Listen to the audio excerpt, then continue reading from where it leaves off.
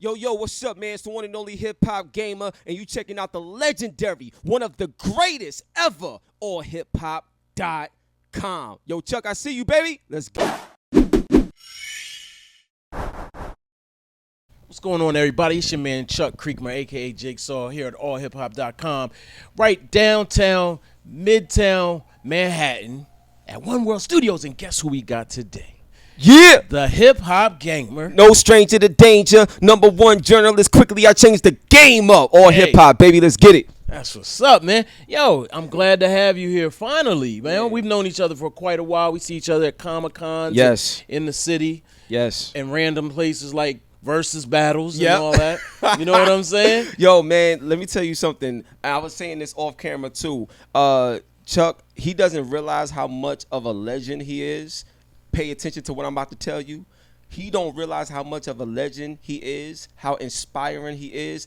I just wanted to take time out before we got deep into the interview that, bro, I love you, man. You know what I'm saying? You. I love God you bless too, brother. Man. I love you. Appreciate and that. He represents what hip hop is at the soul of it. You know what I'm saying? Forget just the heart. I'm talking about the soul of it. So it's an honor to be here, man. Man, like, thank you, man. Gonna make me shed a tear up in here, bro. I was holding back earlier. Yo, let's go, son. Man, first of all, man, I just want to say thank you for you, too, man, because your energy is always crazy. Infectious, positive all the time, man. And that's what we need more of. So, first of all, man, I got to acknowledge one thing. All right.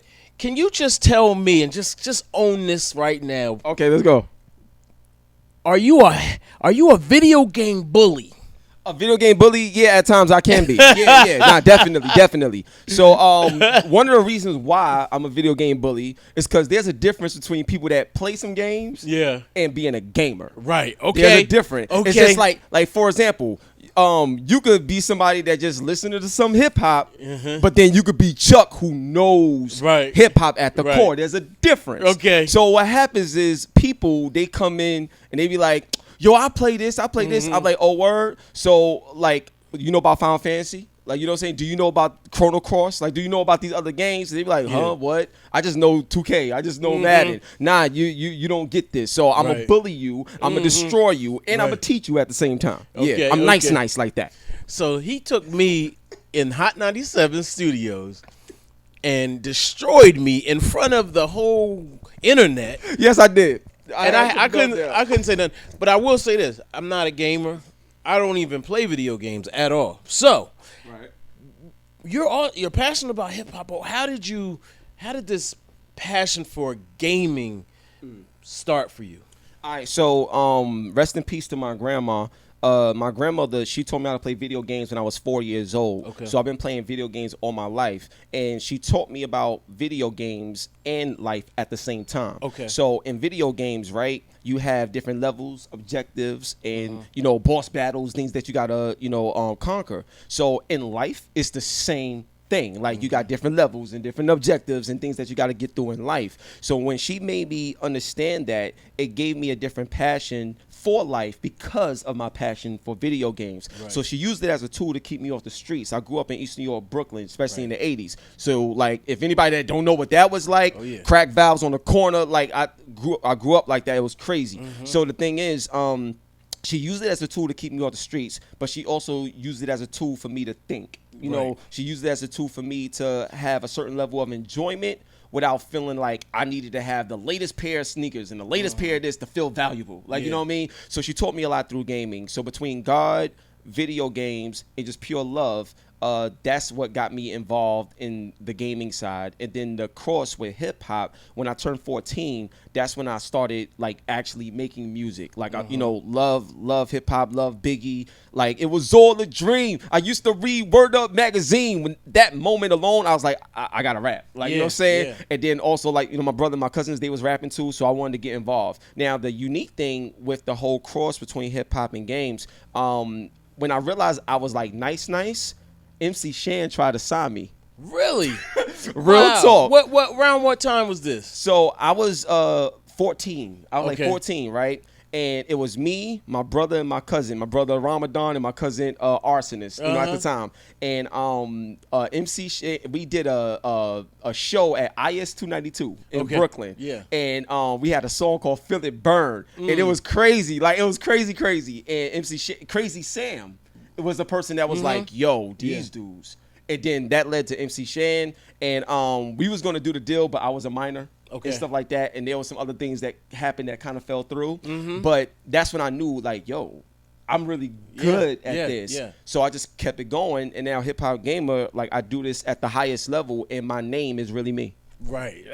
Shout out to MC Shan. He's still getting that snow money, so I was hoping it is in that same time zone because he was making bank. And he's still doing well. Yeah, shout out to MC Shan, man. Like, God bless him, man. Him and KRS-One, I would never, ever forget those moments. So, yeah, that's crazy. Right. So, what was your game of choice when you were young? What was your favorite game? What were you like? What was your addiction at that time? So, Super Mario Brothers and Duck Hunt. So, the first game I ever played was Pac-Man. That's the first game that my grandma's introduced me to. But Super Mario Brothers and Duck Hunt, that's when the bully came out. Right. All right, so that's the bully. All right, so let me tell you. Let me tell y'all what happened. Right. So my god brother, right, he was talking mad trash, like he could beat me in the game and stuff like that. And you know, it got 2 players. So if you go and you die, then it's my turn. Right. So I said, "Do you want me to go first, or do you want to go first?" So he went first. I went second. Now, you could skip worlds and everything on Mario. When you get to level 2, you climb up the top and stuff like that. I beat the whole game in, I think, about 7 minutes. Wow. I didn't die, and this when I was younger. I was on it like that, bro. So, but that's when the bully came out because, like, you trying to play me, son? Yeah, like, you know what I'm saying? That's how it was. And honestly, the reason why I took it so serious because it was something that I felt like I actually had control over. Like, it was mine. Because, you know, as a kid, you got to do what everybody else say. Like, you know what I mean? So this was one thing that I felt was mine. I'm that good at it, and I'm going to protect it. Like, so to speak. And that's how that, you know, started. That was like my favorite game, Mario Brothers and Duck Hunt, when I was a kid, man. Okay. My favorite, well, one of my favorites was Double Dribble. Remember that game? Oh, Double Dribble. Yo, son, you know what's so funny?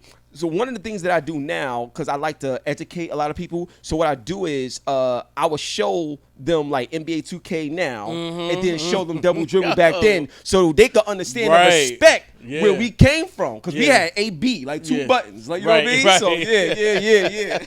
Love Double Dribble. And then when you get to the part where you're going to dunk and then it goes into that little clip where you go. Yeah. Yo, we should do that. We should play that again. Oh, yo, I would love that. Because, see, I'm still nice on the old games now. Okay. But the new joints, you got like boom, boom, bap, bap, bip, bip, bip, boom, boom, bap, bap. Bam! You know what I'm saying? No, absolutely. So let me ask you this then. I mean, I know I'm being interviewed, but I gotta ask you this. What was the games, you know, back in the day that you still would like to try and play now, even those games of old? Every now and then, I'll go into an arcade. Like in some places, you can go into an arcade and you can play like Pac-Man or Defender, games like that that are real simple, man. I just want to shoot something. I just want to punch something. You know, just the simple joints, man. I don't want to have to think too much about it. So those are the games that I like a lot.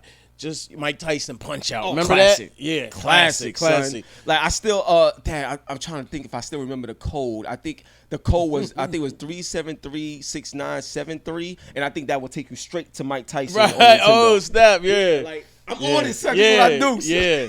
But I like the simplicity, and it wasn't too hard. And then it got into like the Soul Blade. What was Soul Edge? Soul Edge, which is pretty much Soul Calibur today. But yeah, Soul Edge, Soul Blade, because Dreamcast, that played a major role in because that game launched with Dreamcast, and it played a major role in Dreamcast getting, you know, off the ground and stuff like that back in '99. Yeah, and that's when I realized it could be addicting. That's when I was like, see, I was doing my hip hop thing, and then I was like, yo, we sitting here for hours. I was like, yo, this is, you know, I could be working on my craft. Yeah. So I purposely stepped away, and I didn't realize what you did realize, which was that it can be a profession.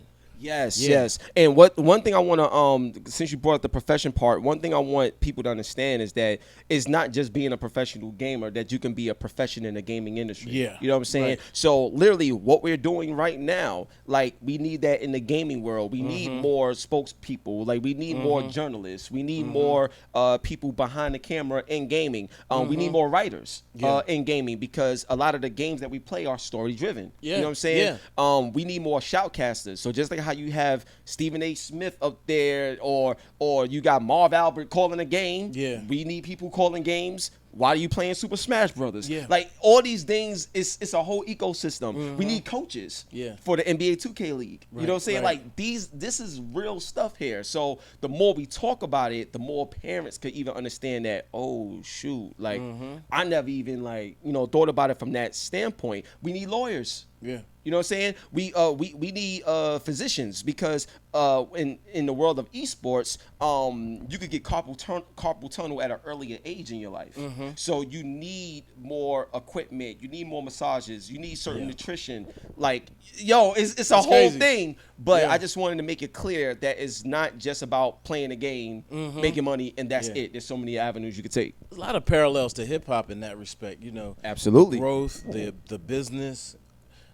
You have managed to do something most people haven't: coexist and be excellent in both worlds. When did you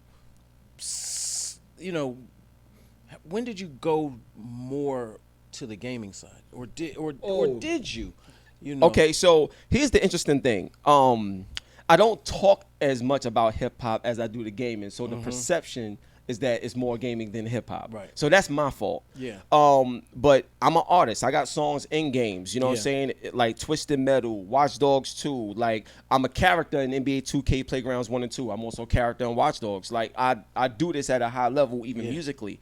But here's what I would say about the music industry, period. The way I am as a person, like my character, I value that more than anything else in terms of clout and everything like that. So in the music business, I worked in the mailroom from 2000 to 2016. So I've been around so many things that people would not have imagined. You know what I'm saying? So like I was telling you earlier, being a fly on the wall. So there's certain things that I've seen in the music industry, let's just say is very dark and very foul. And it could really do something to your spirit, like for real. And keep in mind, I'm in the mailroom, but I'm not just in the mailroom. Right. I'm doing my thing as well. So I'm around certain people. I'm around certain things.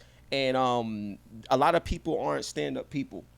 So it made me realize that, you know what, this world ain't for me the way it is. I'm gonna do something different to change things around so I can be able to thrive the way I want to thrive. Because one thing I want to say, this is very important. We live on allhiphop.com. Chuck, your legend. I want to say this on your platform. I never once, you could find anybody, I don't care who it is, I never once ever, bro, had to step on somebody else to try to make it. I never had to down talk somebody else to make myself look good. Like everything that I've been able to achieve and accomplish came from humility, humbleness, love, passion, time. But when God said it was right to do, that's when it happened. Right. And I stand on that. And if I don't encounter people with that same type of core value, I'll let it go and leave it alone. When I was telling you about the MC Shan thing earlier, one of the things that I noticed, even at a young age, at 14, the sharks came very fast. They looked at you not as a human. Like, they looked at you like, yo, we gonna make money off this kid. Like, off this group. And it didn't feel right. So even at a young age, I prayed about it. And I was like, I'm not doing this deal. So I was the one who turned it down. And because I turned it down, they didn't want the whole group because they wanted everything together. So even at an early age, I realized what was good for me and what wasn't good for me, and I stood on that. And that's why I'm able to sit with you today, having this conversation based on principles driven by love and dedication and passion, as opposed to, yo, Chuck is the man and I got this, so I'm gonna hook him up with something to try to get, like, nah, I don't operate like that. You know what I mean? So I just wanted to share that so people can understand that it's that's why I went more the gaming side. Okay. Now, don't get me wrong, gaming ain't all great at times either. You know what I'm saying? But you know what I'm saying? You know what I mean? You know what I mean? Got to spin that a little bit. You know what I'm saying? So, but the reason why I went more towards gaming is because of what I knew I could bring to it. Okay. So hip hop and video games grew up together. Yeah. They dealt with the same scrutinies. A lot of people said hip hop was just a fad. It wasn't gonna be anything. It's the horrible, devilish music. That's it. Leave it alone. Same thing with gaming. Governments try to stop it and say all this, say all that. Mortal Kombat shouldn't be out. It's not for the kids. Blah blah blah. I never smoked.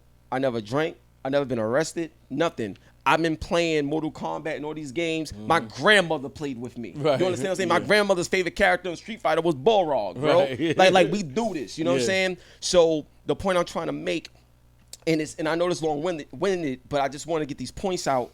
The point I wanted to make is the reason why I went with gaming more so is because I was able to bring the love back to gaming, because a lot of people look at it as a job. This is my life. Yeah. And I wanted to bring that to gaming and also show people in the world of hip hop that it can coexist that way. Okay. Now you managed to get down with Hot 97. How did that happen? That's a huge platform, if you will. Platform is such a general term, but it's a massive figure in hip hop. Yeah, period. How'd you get down with them? So what was interesting is working in the mailroom. You know what I'm saying? So like, on my lunch break, shout out to Darren Bills, man. That was my boss. You know what I'm saying? When I was in the mailroom, and he would let me do my thing. You know what I'm saying? So I would be on lunch break, and on my lunch break I would go and like do interviews with like Kevin Hart and stuff like this. And then come back, and then people are seeing me like, yo, bro, what's going on? Like, what are you doing? Like, why are you still here? So Davey D from Universal Republic, Davey D was like, yo, I see what you're doing. You need to get out of here. Okay. Hot 97 will be perfect for you because they need this, because Power 105 is coming with that heat. Hot 97 could definitely use this, and the way you do it, you will be adding something to them, not taking away. Right. And gaming is the number one form of entertainment in the world. Like music and movies combined can't touch gaming. Yeah. Like this is how big it is. So when he said that, Facebook, they had this game called Gig It. Horrible game. Horrible game. So, and I told him this. I said, this ain't gonna fly. Right. And I was telling them, you can't buy your way to success in the gaming world. Right. You got to be authentic, or it's not gonna work. So what happened is they did this big event, red carpet, everybody out there, right? So Peter Rosenberg, Ebro, everybody was on the red carpet, bro. And so I got a chance to interview Peter Rosenberg. And this is around the time when Nicki Minaj and Peter Rosenberg was going at it over that Starship thing, something like that. So a pop artist or something. Yeah. So we was talking, right? So we up here talking, and the interview was dope. And they was like, yo, we got to continue this interview. So I said, I bet. And I was like, how come y'all don't got gaming? Like, I was just asking, how come y'all don't got it? And I was like, we should talk. So we had a meeting. And then we started trying out some things and stuff like that. And then lo and behold, I said, look, if we're going to do this, we got to do this right. I need y'all to let me do my thing, because I know this, provide the platform and the distribution, and we can really lock in collectively together. Right. And they gave me the opportunity to do just that. And I've been with Hot 97 for a while now. Just to be transparent, I'm not an employee at Hot 97. I am a partner with them. We work together.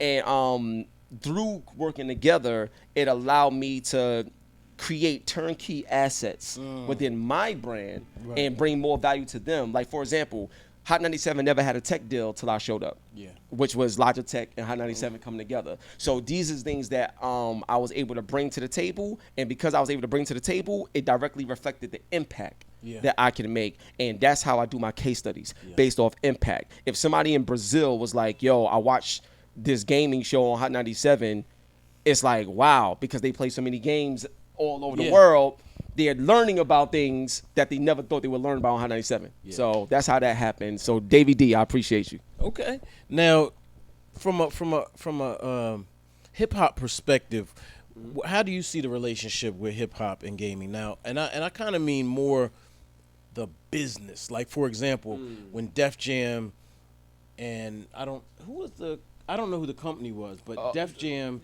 Who made the game? Yeah. Who made? Aki Corporation is the company that made the game, and then you also had Ukes Interactive that also worked on the game, and you have Def Jam. Like, you know what I mean? The actual license in the brand. That's with Leo Cohen, Kevin Liles, and Russell Simmons. Right When that happened, that was like, oh snap! Okay, yes. Things have changed. You know, yes. Similar to comic book.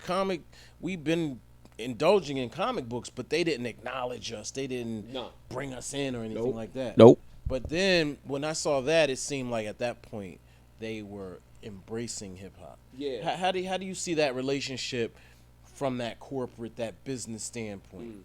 So it's tough even still to this day. Mm-hmm.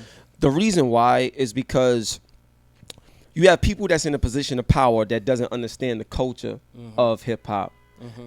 Let alone also the culture of video games. Mm-hmm. So because they don't understand the culture, all they focus on is how much money is this going to make me, right?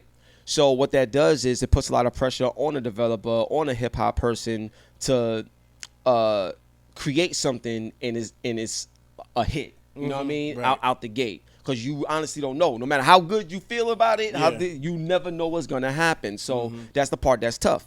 So on the business side, relationship-wise, what you're starting to see happen today is licensing is a big game changer between hip-hop and gaming, business-wise in the industry. The reason why is because if I can license, let's say I take Snoop Dogg and I got Ice Cube and I got their voices in the game and stuff like that. If I can do little things like that to start bringing people together, now we starting to not just fit in, but play a role in how things is made, play a role in how things is done. Yeah. When you look at right now with Grand Theft Auto is actually launching tomorrow, but the contract with Dr. Dre and Anderson .Paak, when you see those things happen, it's not a full game around them, but they playing a role in something that's already established. Right. So going forward, what you're going to start to see business-wise is these little features here and there that will lead to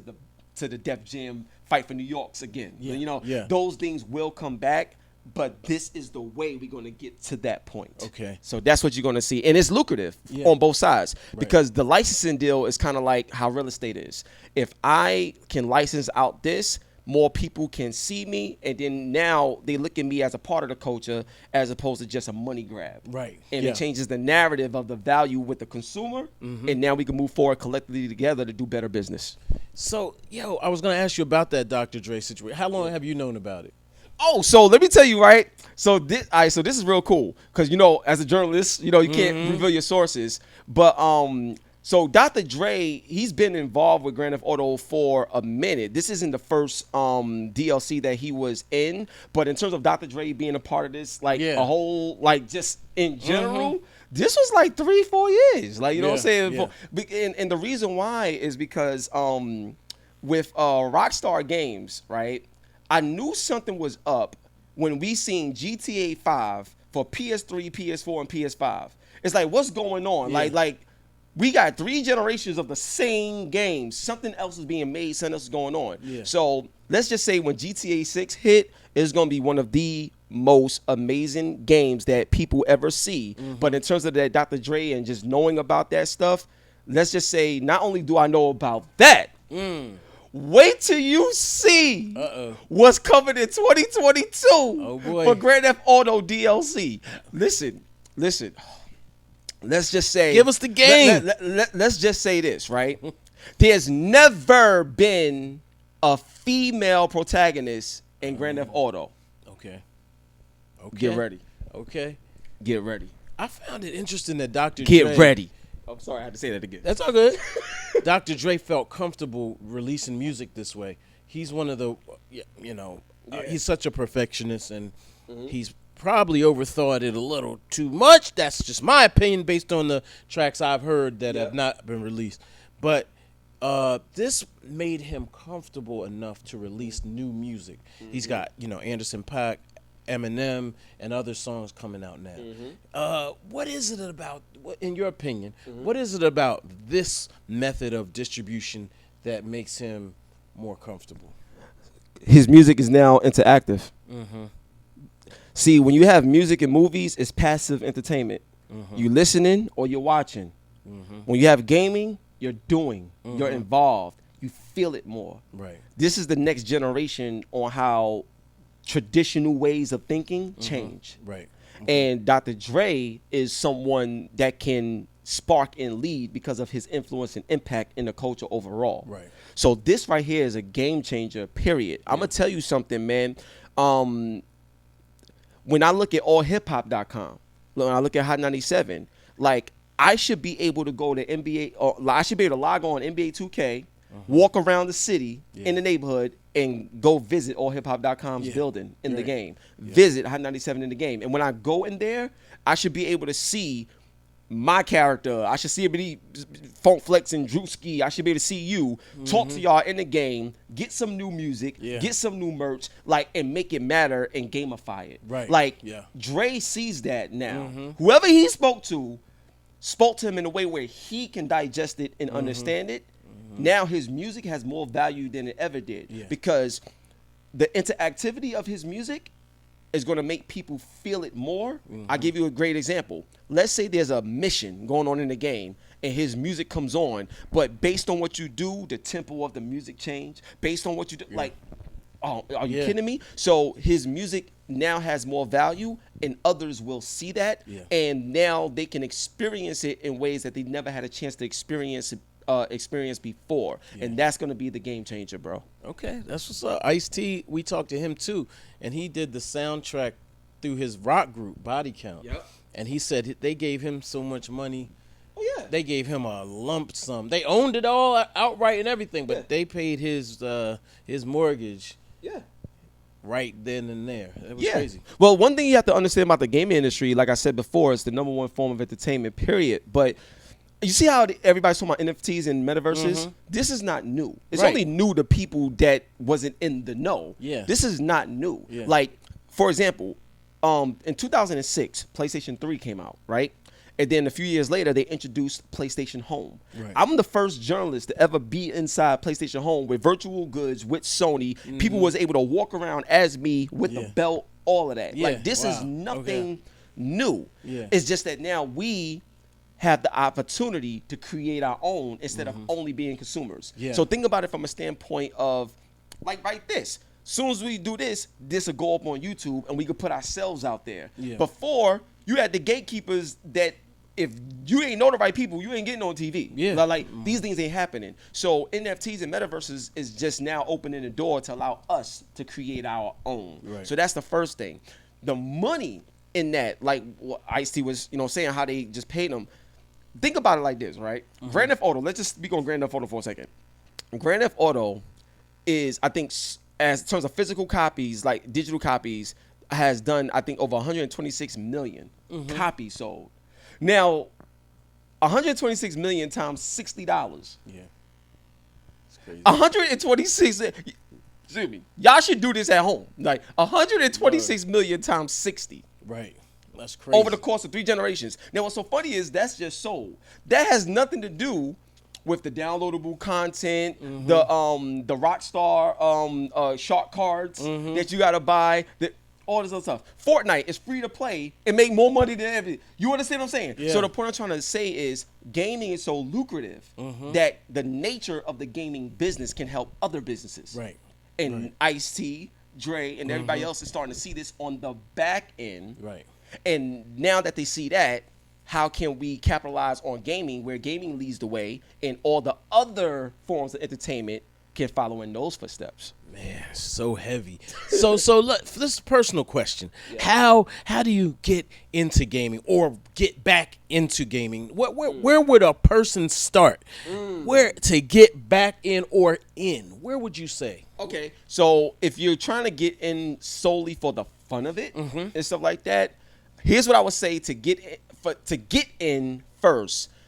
I would suggest playing games like Knockout City. These games are simple games, but they're extremely fun, and it creates the addiction. When the addiction is created, it's going to want to make you see what else is out there to play.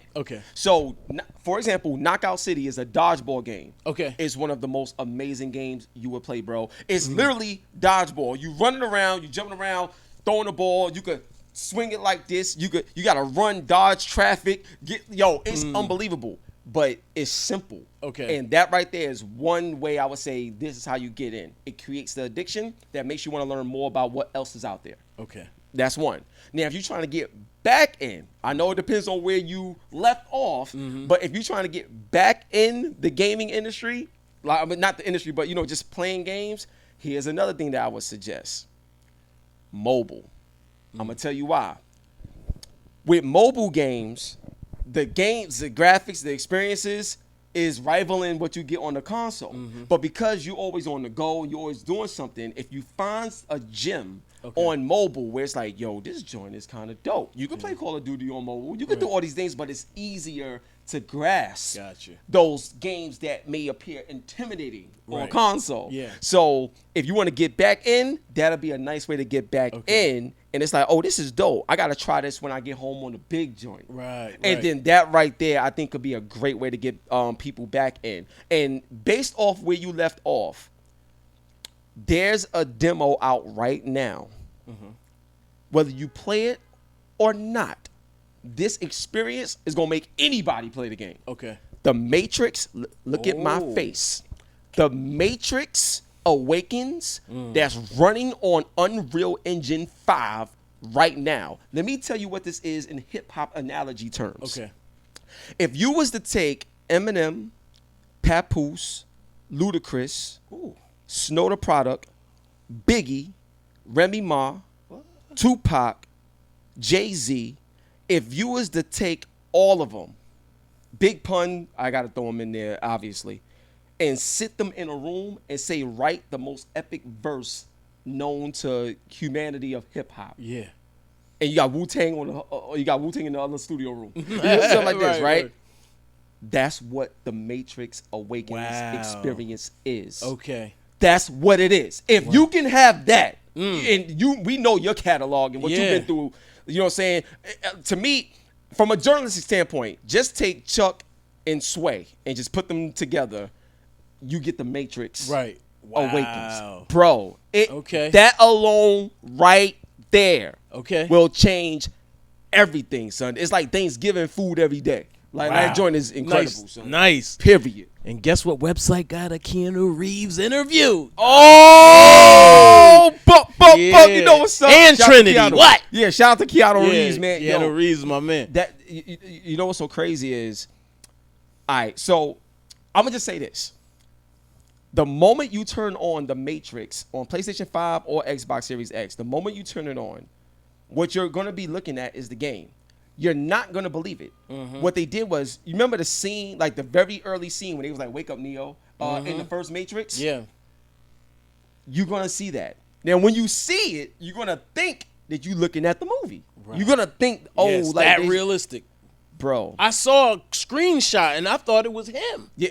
It might have been on your page. It might have been on my page, because I was going crazy today. Yeah. So I'm telling you right now, that alone right there is going to make everybody want to play games. You want to know why? Because what a lot of people don't understand what they just did.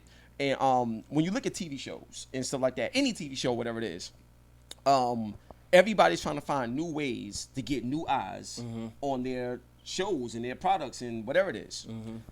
Gaming is the number one way to be able to do this. And with what we see with Matrix, the blend of cinematic gameplay and everything like that, you're going to start seeing more of those things. Like, if you look at Star Wars, The Mandalorian and stuff like that, The Mandalorian, some of that was filmed utilizing Unreal Engine 5 off of a game engine. Wow. So I'm just telling you, man. Okay.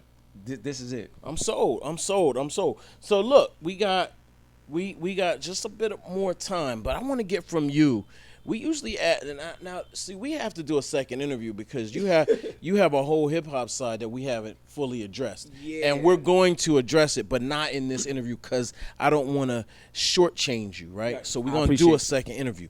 But I want to get your top 5 video games. Ooh. Can't say dead or alive, but maybe you could. Yeah, I know. So top 5 games in terms of Video game franchises or just video games? Just the game. So if you say Pac-Man, we get it. Okay, all right. So, and I know that's hard though. This is very tough. It's just like hip hop. So yeah, it's very tough. So the way I like to try to do this is I try to have a shooter, a fighter, a driving game. Like I try to do top 5, but best in genre. Like I try to do it like that. So if we're gonna talk about best shooter, like to me, like all time, I'm gonna rock with the Call of Duty franchise. Okay. I think Call of Duty provides a great balance of arcade and realism. Mm-hmm. Realism in terms of what you see and experience, arcade in terms of how it feels and pick up and play. Yeah. I think that's a great balance. You get your enjoyment and you still get that, yo, this joint is brutal. Like it looks crazy. You still get that mix. So Call of Duty will be my top shooter. Okay. Top fighter? This is always tough. Oh, this is always man, tough, I know. Oh my God.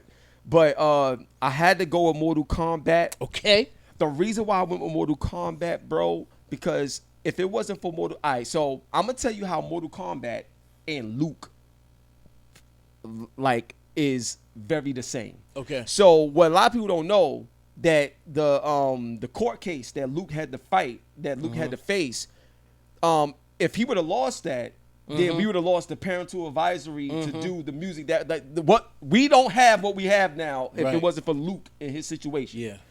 Mortal Kombat did the same thing for the entire gaming industry. Got you. Because it was a situation where it was like, if you're gonna censor and say we can't do this, then Terminator gotta go. Then all this other stuff gotta go. Then you start affecting everybody else's pockets. Right. Okay. And then the government was like, okay, well, I didn't think that far ahead. So, all right. So go ahead and do it. But now the ESRB rating system is born. Got it. All right. So let's make it fair. So Mortal Kombat, aside from it being like an incredible fighting game, they changed the industry. Right. Period. So, and this is why I love to have these conversations, because I want people to know that hip hop and gaming is one and the same. Yeah. Like this is different, and who I am and the brand is the actual tangible proof, evidence, face, voice that exemplifies that very point. So, boom. Now, the third thing, I would go RPG, Final Fantasy VII. Okay. Final Fantasy, period, but Final Fantasy VII in particular. Final Fantasy VII is one of the greatest, to me, the greatest RPG ever made. Like what's an RPG? Role-playing game. Oh. So, I was thinking, okay. What was you thinking? No. When I think of that, I think of Dungeons and Dragons. Yeah, I mean that's there too. You know, even Mass Effect and like those RPGs. But Final Fantasy, man, brought me closer to my family. I'm gonna tell you why. So in the game, you could change the names of the characters. So the main character name is Cloud. I changed it to Jackal. So before HipHopGamer, when I was just solely like trying to pursue a rap career, but not a gaming career, they used to call me Jackal. And what's so crazy is I changed my name to Jackal in the game, and then my brother, his real name is Barrett in the game. I changed it to Ramadan. You know what I'm saying? Okay. So my thing is, the characters in the game, I made my family. Yeah. Now this is before I played out the whole game. So as I'm playing the game, the things that's happening in the game, the story, the way it's unfolding, certain people that died in the game, it's like, wait a minute, like. Because throughout the whole game, you seeing your family's name and these words. And as a kid, it's like, yo, it just touched me in a way where it brought me closer to my family. It made me love them that much more because of experiences and setups in the story of this game that I played. Okay. So that's 3. 4, oh my God, racing game. This one is tough, like, but my all-time like favorite franchise. They got to do better though. They haven't been hitting it right. You know what I'm saying? Pause. They haven't been, but they got to do better. But my all-time great franchise in racing was Need for Speed, bro. Okay. Need for Speed, especially Hot Pursuit. Okay. I was going to say pole position, but all right. Pole position is all right. You know what I'm saying? Like, it's all right. But that's the OG. Need for Speed was my joint. Yeah. And I know a lot of people would probably say Gran Turismo or even Forza or whatever, but Need for Speed, like, I love the cop chases in the game. Yeah. How the sense of speed in the game. The joint is mad fun to play. But my grandmoms, me and my grandmoms would play Need for Speed Hot Pursuit, bro, together. That joint hit me different. So Need for Speed, like that's the joint. And for the fifth joint, gotta go sports. Yeah. And I'm telling you right now, son, you got NBA Street, you know, you got Fight Night, you know, NBA Live back in the day, you know, Madden, NFL 2K. You have so many great sport franchises. SSX Tricky with Run DMC. Hey. Like, that was my joint. But ain't nothing touching NBA 2K ever, son. Right. Let's take it back to 1999 with Allen Iverson on the front cover of NBA 2K Sega Sports Visual Concepts.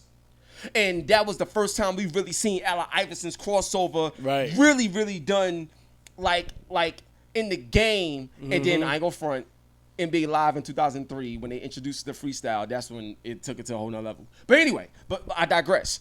NBA 2K, that franchise and what they're doing now is unreal, bro. Right. It's unbelievable. So that'll be my top five. Okay, there, you see the passion. Y'all see the passion. Y'all explain it. Yeah, no, that's what's up. So last question. Tell us what you're up to now. Like what kind of connections you're making and inroads you're creating for those, you know, you're leading the way. Okay. So one of the things that I'm doing that I'm like very thankful for is my gaming and guidance program.